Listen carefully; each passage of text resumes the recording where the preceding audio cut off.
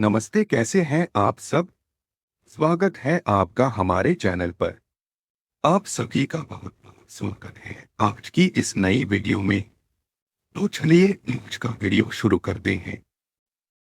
अस्मय नमः श्री विष्णुपुर तो सर्वधे 24 तत्वों के विचार के साथ जगत के उत्पत्ति क्रम का वर्णन और विष्णु की महिमा।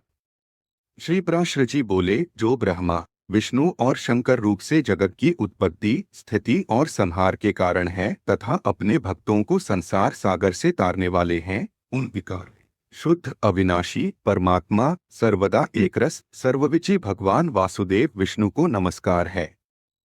जो ईब होकर नाम ले स्थूल सूक्ष्ममय हैं, अव्यक्त कारण एवं व्यक्त कार्य रूप हैं तथा अपने अनन्य भक्तों की मुक्ति के कारण हैं, उन श्री विष्णु भगवान को नमस्कार है। जो विश्वरूप प्रभु विश्व की उत्पत्ति, स्थिति और संहार के मूल कारण हैं, उन परमात्मा विष्णु भगवान को नमस्कार है।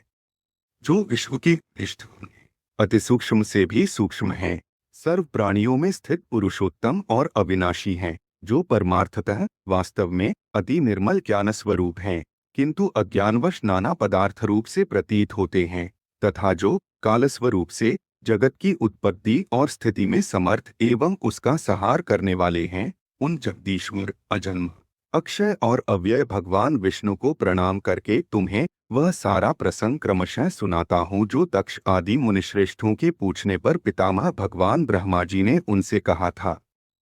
वह प्रसंग दक्ष आदि मुनियों ने नर्मदा तट पर पुरुकुत्स को सुनाया था तथा पुरुकुत्स ने सारस्वत से और सारस्वत ने मुझसे कहा था। जो पर प्रकृति से भी पर परमश्रेष्ठ अंतरात्मा में स्थित परमात्मा रूप वर्ण नाम और विशेषण आदि से रहित है, जिसमें जन्म वृद्धि परिणाम क्षय और नाश इन 6 विकारों का सर्वथा अभाव है, जिसको सर्वदा केवल है इतना ही कह सकते हैं, तथा जिनके लिए यह प्रसिद्ध है कि वे सर्वत्र हैं और उनमें समस्त विश्व बसा हुआ है, इसलिए ही विद्वान जिसको वासुदेव कहते हैं, वही नित्य अजन्मा अक्षय अव्यय एकरस और हे गुणों के अभाव के कारण निर्मल परब्रह्म है। वही इन सब व्यक्त कार्य और अव्यक्त कारण जगत के रूप से तथा इसके साक्षी पुरुष और महाकारण काल के रूप से स्थित है। हे द्विज, परब्रह्म का प्रथम रूप पुरुष है, अव्यक्त प्रकृति और व्यक्त महदादि उसके अन्य रूप हैं तथा सबको क्षोभित करने वाला होने से काल उसका परम रूप है। इस प्रकार जो प्रधान पुरुष व्यक्त और काल इन चारों से परे है तथा जिसे पंडित जन ही देख पाते हैं, वही भगवान विष्णु का परम पद है। प्रधान पुरुष व्यक्त और काल्ये भगवान विष्णु के रूप पृथक पृथक संसार की उत्पत्ति पालन और संहार के प्रकाश तथा उत्पादन में कारण हैं। भगवान विष्णु जो व्यक्त अव्यक्त पुरुष और काल रूप से स्थित होते हैं, इसे उनकी बालवत त्रिड़ा ही समझो। उनमें से अव्यक्त कारण को, जो सत्सदरूप कारण शक्ति विशिष्ट और नित्य सदा एक रस है, श्रेष्ठ मुनिजन प्रधान तथा सूक्ष्म प्रकृति कहते हैं। वह क्षयरहित है, उसका कोई अन्य आधार भी नहीं है तथा अप्रमेय अजर निश्चल शब्द स्पर्शादि शून्य और रूपादिरहित है। वह त्रिगुणमय और जगत का कारण है तथा स्वयं अनादि एवं उत्पत्ति और लय से रहित है। यह संपूर्ण प्रपंच प्रलयकाल से लेकर सृष्टि के आदि तक उसी से व्याप्त था। हे विद्वान, श्रुति के मर्म को जानने वाले श्रुतिप्रायण ब्रह्मवेत्ता महात्मागण इसी अर्थ को लक्ष्य करके प्रधान के प्रतिबोधक इस निम्नलिखित श्लोक को कहा करते हैं। उस समय प्रलयकाल में न दिन था, न रात्रि थी, न आकाश था, न पृथ्वी थी, न अंधकार था, न प्रकाश था और न इनके अतिरिक्त कुछ और ही था। बस श्रोत्रादि इंद्रियों और बुद्धि आदि का अविषय एक प्रधान ब्रह्मा और पुरुष ही था।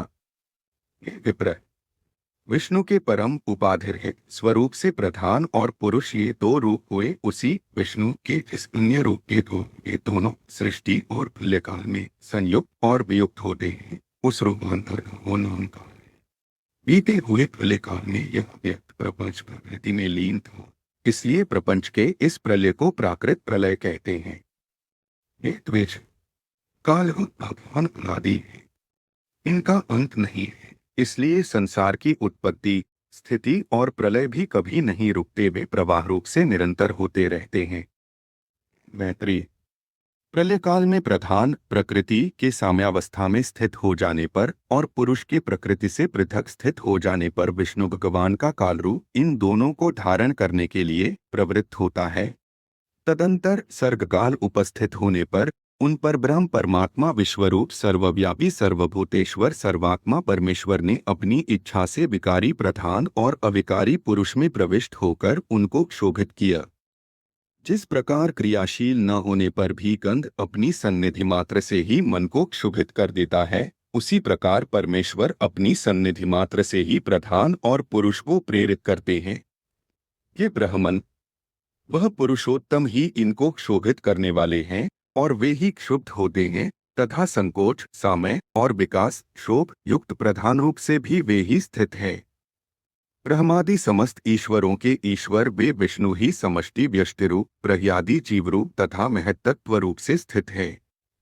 हे विजयश्रेष्ठ, सर्गकाल के प्राप्त होने पर उन्हों की साम्यावस्था रूप प्रधान जब विष्णु के क्षेत्र रूप में अधिष्ठित हुआ तो उससे महत्तत्व की उत्पत्ति हुई। उत्पन्न हुए महान को प्रधान तत्व ने आवृत किया। महत्तत्व सात्विक राजस और तामस भेद से 3 प्रकार का है, किंतु जिस प्रकार बीज छिलके से स्वभाव से ढका रहता है, वैसे ही यह त्रिविध महत्तत्व प्रधान तत्व से सब ओर व्याप्त है। फिर त्रिविध महत्तत्व से ही वैकारिक सात्विक तेजस राजस और तामस भूतादि 3 प्रकार का अहंकार उत्पन्न हुआ। ये महामुने, वह त्रिगुणात्मक होने से भूत और इंद्रिय आदि का कारण है और प्रधान से जैसे महत्तत्व व्याप्त है, वैसे ही महत्तत्व से वह अहंकार व्याप्त है। भूतादि नामक तामस अहंकार ने विकृत होकर शब्दतन मात्रा और उससे शब्द गुण वाले आकाश की रचना की। उस भूतादि तामस अहंकार ने शब्द तन्मात्रा रूप आकाश को व्याप्त किया। फिर शब्द तन्मात्रा रूप आकाश ने विकृत होकर स्पर्श तन्मात्रा को रचा। उस स्पर्श तन्मात्रा से बलवान वायु हुआ, उसका गुण स्पर्श माना गया है। शब्द तन्मात्रा रूप आकाश ने स्पर्श तन्मात्रा वाले वायु को आवृत किया है। फिर स्पर्श तन्मात्रा रूप वायु ने विकृत होकर रूप तन्मात्रा की सृष्टि की। रूप तन्मात्रा युक्त वायु से तेज उत्पन्न हुआ है, उसका गुण रूप कहा जाता है। स्पर्श तन्मात्रा रूप वायु ने रूप तन्मात्रा वाले तेज को आवृत किया। फिर रूप तन्मात्रामय तेज ने भी विकृत होकर रस तन्मात्रा की रचना की। उस रस तन्मात्रा रूप से रसगुण वाला जल हुआ। रस तन्मात्रा वाले जल को रूप तन्मात्रामय तेज ने आवृत किया। रस तन्मात्रा रूप जल ने विकार को प्राप्त होकर गंध तन्मात्रा की सृष्टि की। उससे पृथ्वी उत्पन्न हुई है, जिसका गुण गंध माना जाता है। उन्होंने आकाशादि भूतों में तन्मात्रा है, अर्थात केवल उनके गुण शब्दादि ही हैं, इसलिए वे तन्मात्रा गुण रूप ही कहे गए हैं। तन्मात्राओं में विशेष भाव नहीं है, इसलिए उनकी अविशेष संज्ञा है। वे अविशेष तन्मात्राएं शाना घोर अथवा मूर्त नहीं है, अर्थात उनका सुखरूप या मोहरूप से अनुभव नहीं हो सकता। इस प्रकार तामस अहंकार से यह भूत तन्मात्रा रूप सर्ग हुआ है। 10 इंद्रिया तेजस अर्थात राजस अहंकार से और उनके अधिष्ठाता देवता वैकारिक अर्थात सात्विक अहंकार से उत्पन्न हुए कहे जाते हैं। इस प्रकार इंद्रियों के अधिष्ठाता 10 देवता और 11वां मन वैकारिक सात्विक थे। ये द्विज त्वक चक्षु नासिका जिह्वा और श्रोत्र ये पांचों बुद्धि की सहायता से शब्दादि विषयों को ग्रहण करने वाली 5 ज्ञानेंद्रियां हैं। हे मैत्रेय, पायु बुदा उपस्थ लिंग हस्त पाद और वाक ये 5 कर्मेंद्रियां हैं। इनके कर्म मलमूत्र का त्याग शिल्प गति और वचन बतलाए जाते हैं। आकाश वायु तेज जल और पृथ्वी ये 5 भूत उत्तरोत्तर क्रमशः शब्द स्पर्श आदि 5 गुणों से युक्त हैं। ये 5 भूत शांत घोर और मूढ़ हैं, अर्थात सुख दुहक और मोहयुक्त है, आठ ये विशेष कहलाते हैं। इन भूतों में पृथक पृथक नाना शक्तियां हैं। आठ वे परस्पर पूर्णतया मिले बिना संसार की रचना नहीं कर सकी, इसलिए एक दूसरे के आश्रय रहने वाले और एक ही संघात की उत्पत्ति के लक्ष्य वाले महत्तत्व से लेकर विशेष पर्यंत प्रकृति के इन सभी विकारों ने पुरुष से अधिष्ठित होने के कारण परस्पर मिलकर सर्वथा एक होकर प्रधान तत्व के अनुग्रह से अंड की उत्पत्ति की के महाबुद्धे जल के बुलबुले के समान क्रमशः भूतों से बढ़ा हुआ वह गोलाकार और जल पर स्थित महान अंड ब्रह्मा हिरण्यगर्भ रूप विष्णु का अति उत्तम प्राकृत आधार हुआ। उसमें वे अव्यक्त स्वरूप जगतपति विष्णु व्यक्त हिरण्यगर्भ रूप से स्वयं ही विराजमान हुए। उन महात्मा हिरण्यगर्भ का सुमेरु उल्ब गर्भ को ढंकने वाली झिल्ली अन्य पर्वत जरायु गर्भाशय तथा समुद्र गर्भाशयस्थ रस्था के विपरीत उस अंड में ही पर्वत और द्वीपादि के सहित समुद्र ग्रहगण के सहित संपूर्ण लोक तथा देव असुर और मनुष्य आदि विविध प्राणिवर्ग प्रकट हुए। वह अंड पूर्व की अपेक्षा 10-10 गुण अधिक जल अग्नि वायु आकाश और भूतादि अर्थात तामस अहंकार से आवृत है तथा भूतादि महत्तत्व से घिरा हुआ है। और इन सब के सहित वह महत्तत्व भी अव्यक्त प्रधान से आवृत है। इस प्रकार जैसे नारियल के फल का भीतरी बीज बाहर से कितने ही छिलकों से ढका का रहता है, वैसे ही यह अंड इन 7 प्राकृत आवरणों से घिरा हुआ है। उसमें स्थित हुए स्वयं विश्वेश्वर भगवान विष्णु ब्रह्मा होकर रजोगुण का आश्रय लेकर इस संसार की रचना में प्रवृत्त होते हैं तथा रचना हो जाने पर सत्वगुण विशिष्ट अतुल पराक्रमी भगवान विष्णु उसका कल्पांत पर्यंत युग युग में पालन करते हैं। हे मैत्रेय, फिर कल्प का अंत होने पर अति दारुण तमह प्रधान रुद्ररूप धारण कर वे जनार्दन विष्णु ही समस्त भूतों का भक्षण कर लेते हैं। इस प्रकार समस्त भूतों का भक्षण कर संसार को जलमय करके वे परमेश्वर शेष शया पर शयन करते हैं। जगने पर ब्रह्मारूप होकर वे फिर जगत की रचना करते हैं। वह एक ही भगवान जनार्दन जगत की सृष्टि स्थिति और संहार के लिए ब्रह्मा विष्णु और शिव इन 3 संज्ञाओं को धारण करते हैं। वे प्रभु विष्णु सृष्टा ब्रह्मा होकर अपनी ही सृष्टि करते हैं, पालक विष्णु होकर पाल्यरूप अपना ही पालन करते हैं और अंत में स्वयं ही संहारक शिव तथा स्वयं ही उपसंहरित लीन होते हैं।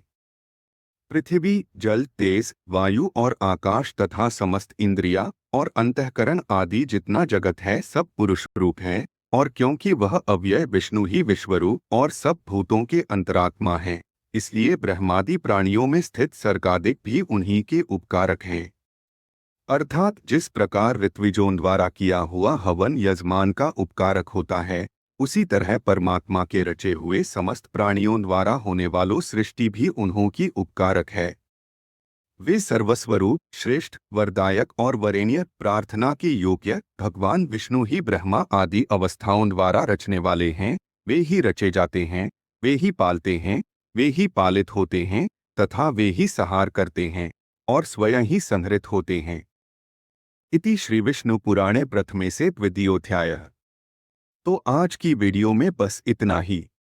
अगर आपको ये वीडियो पसंद आया हो तो इसे लाइक करें और चैनल को सब्सक्राइब करना न भूलें। आपको ये वीडियो कैसी लगी हमें कमेंट करके ज़रूर बताएं। मिलते हैं अगली वीडियो में, तब तक के लिए अपना ध्यान रखिए, खुश रहिए, स्वस्थ रहिए और देखते रहिए हमारा चैनल। धन्यवाद।